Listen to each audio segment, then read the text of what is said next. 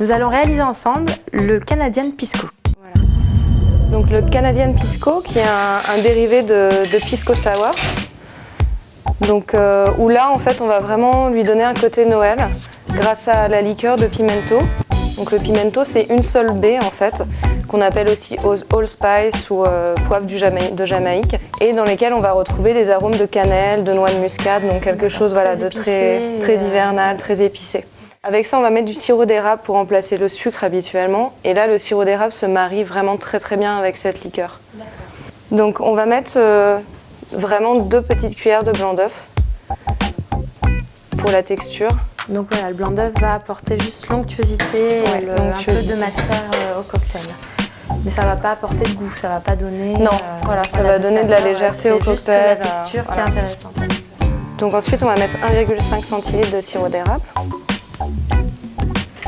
Ensuite, on va mettre donc 4 centilitres de pisco.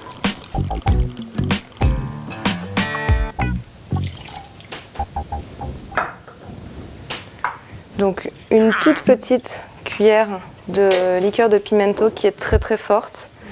Donc à utiliser avec précaution. Ouais. Est-ce qu'on peut le trouver facilement? Il faut le commander Alors on le trouve pas très facilement. Après c'est facile, enfin je vais dire, on peut le réaliser nous-mêmes, donc ce sera pas exactement la même chose. Et ensuite 2 centilitres de citron jaune. Donc de nouveau, étant donné qu'il y a du blanc d'œuf, on va shaker une première fois sans glaçon.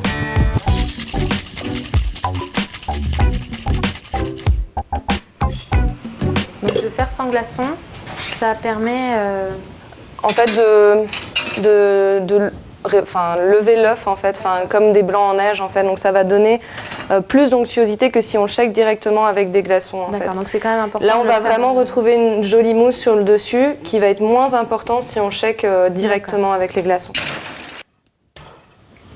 Je te laisse faire. Alors, on cale bien entre les mains. Exactement. Voilà.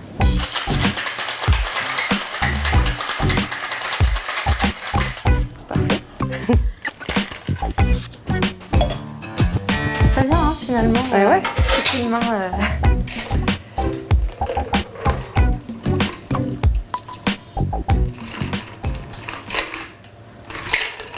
Donc il y a une couleur très douce. Exactement. Et on va rajouter un petit peu de bitter sur le dessus, l'amargot, donc qui est le bitter qu'on utilise dans la recette classique du pisco sour. D'accord. Le bitter en fait va particulièrement bien avec le pisco. Je vais te laisser goûter, ça va être le mieux.